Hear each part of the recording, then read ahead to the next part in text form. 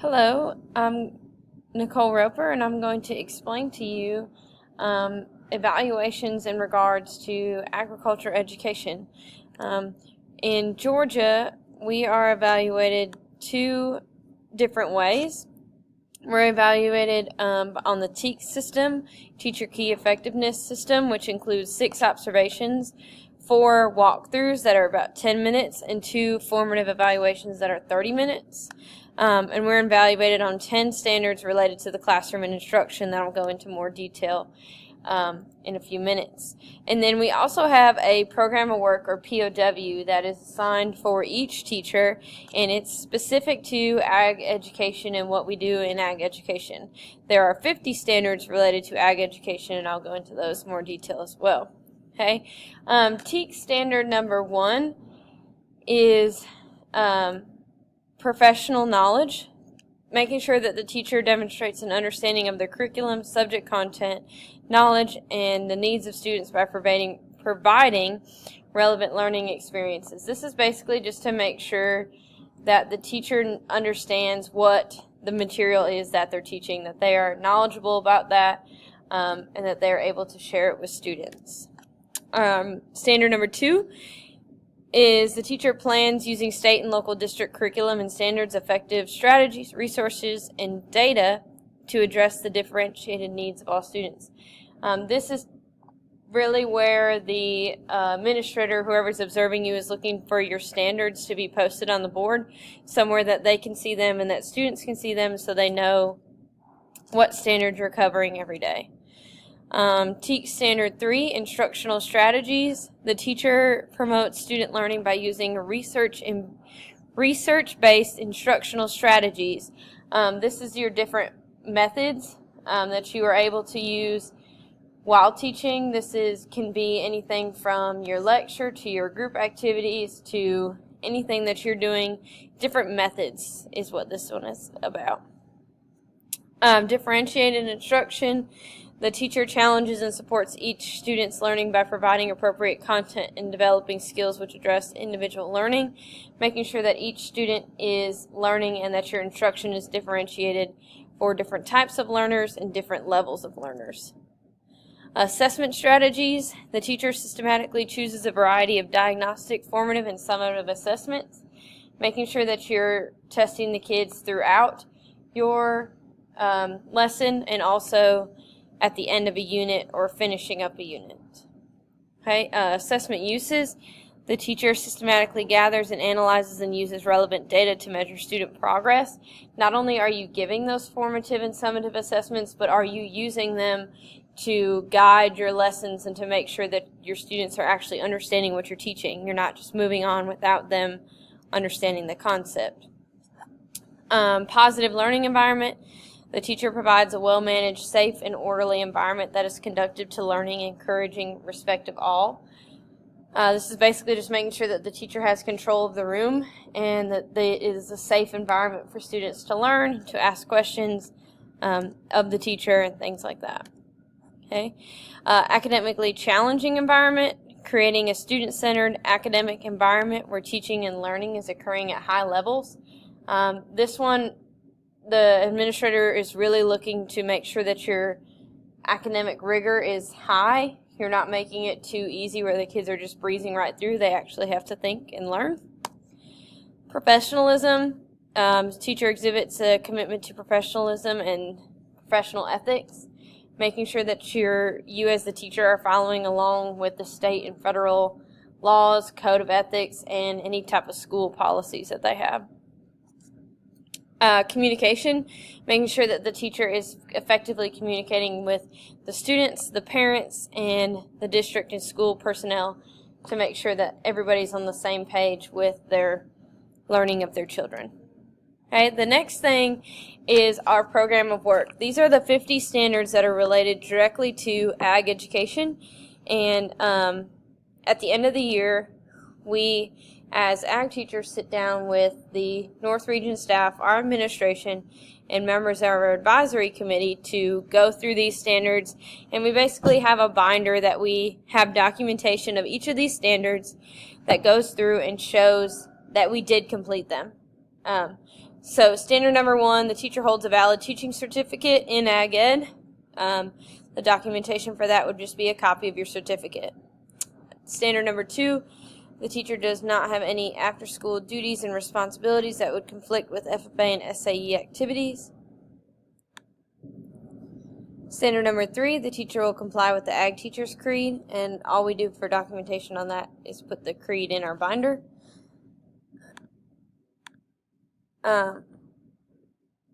Number 4 says that the teacher will be actively involved in the professional teacher organization, which is GVATA.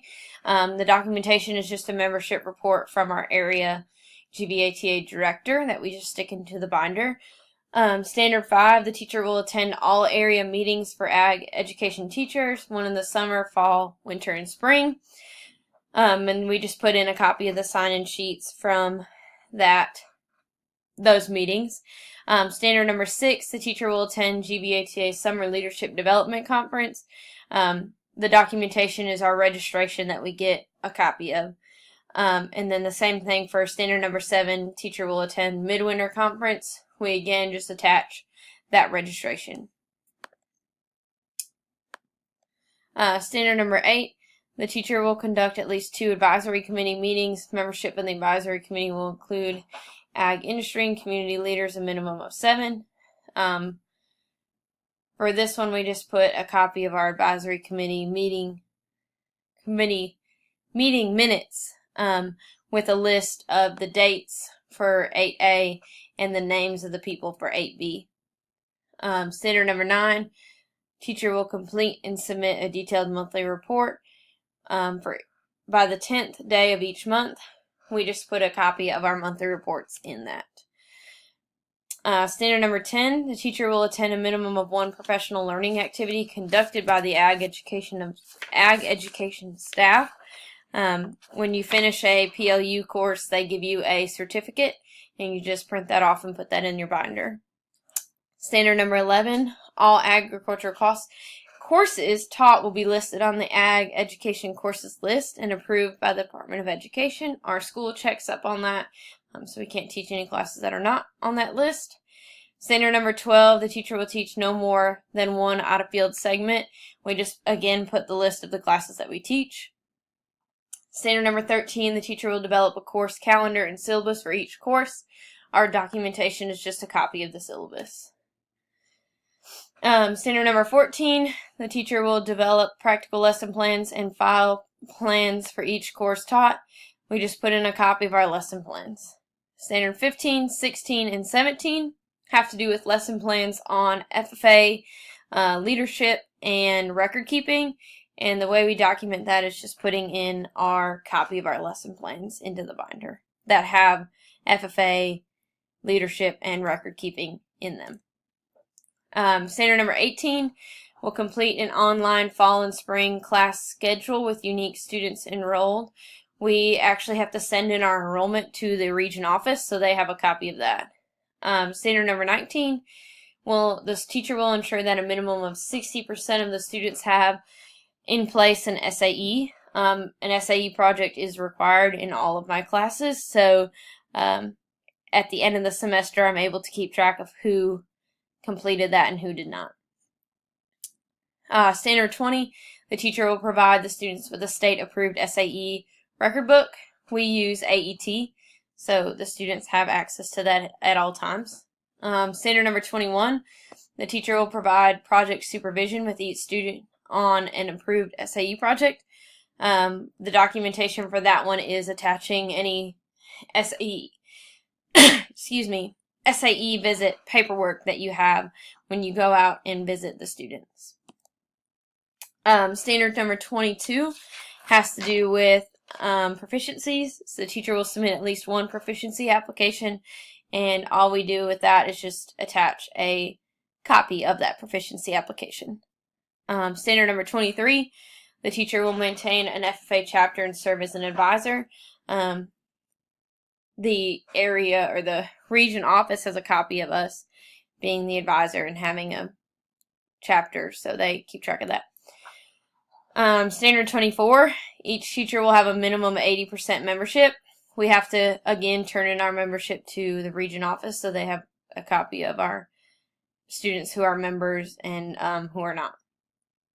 Standard 25, the chapter and current fiscal year officers will complete an online FFA program of activities and budget. We have to turn that into the region office, but we also keep a copy, so our documentation is just attaching a copy into the binder that we have. Standard 26, the chapter officers will participate in the Georgia FFA official chapter officer leadership training workshop or conduct their own. We always do our own officer retreat, and I just attach the agenda, minutes, and any of the activities that we do on the retreat to my binder. Standard 27, the chapter will complete online fall and spring FFA rosters. Again, I told you we have to submit that to the area office so they keep track of that. Standard 28, the chapter will hold a minimum of 10 chapter meetings during the year using the official opening and closing ceremonies. We attach, for our documentation, we attach sign-in sheets and the minutes from the meeting so they can see that we did have at least 10. Standard 29, the chapter will conduct activities in recognition of National FFA Week. We just attach anything that we have publicized about National FFA Week or any type of paper, stuff we sent to the paper, anything like that.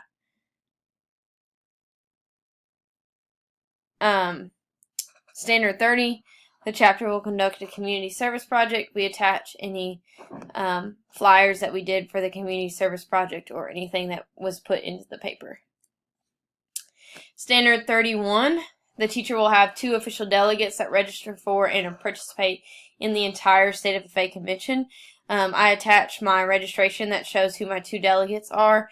That shows that they were there because our program reviews are before convention actually happens, but we have to register before that so they can see that we did have delegates. Standard 32, the chapter will have at least 1 qualified application per teacher for state degree. We just attach the state degree application. A banquet, we attach our banquet program. 34, the chapter will submit a national chapter application form 1 and 2 of the following chapter applications to the region office. What I do is I attach a copy of my national chapter application form 1 and a copy of any of these others that I do. I just attach them into my binder so they can see that. Standard 35, each teacher will have students participate in a minimum of 5 CDEs. A minimum of 2 must be leadership, and a minimum of 2 must be team events. I just attach the registration when we have to register the teams. We do that online in Georgia, so I just attach the registration for each of the teams that we compete in, and that's my documentation. Standard 36, teacher will participate with students in 1 or more of the following leadership activities. Again, I just attach our registration for any of these to the binder, and they can see that we participated. Standard 37, the teacher will maintain all facilities. I just have a little write-up that says that my school and I agree that I keep the facilities clean. Same thing for 38 and 39. There's just a little write-up that says that they approve that I do keep it clean and I do what I need to do. For 40 through 43, my CTAE director just writes up a little write-up that says that they provide adequate budget for supplies, equipment, computers, and office space. And the last ones, the local system will provide access to audio, video. All of these have to do with the local system. So what my CTAE director does is she writes up one little page that has all of those standards, standard 40 through 50, and she writes up a little paragraph that explains each of those standards and how I cover them, and I sign it, she signs it, and the principal signs it, just so that we're all on the same page and we can hold each other accountable for those standards. So that's all I have to explain how we are evaluated in the state of Georgia in regards to agriculture education. Thank you.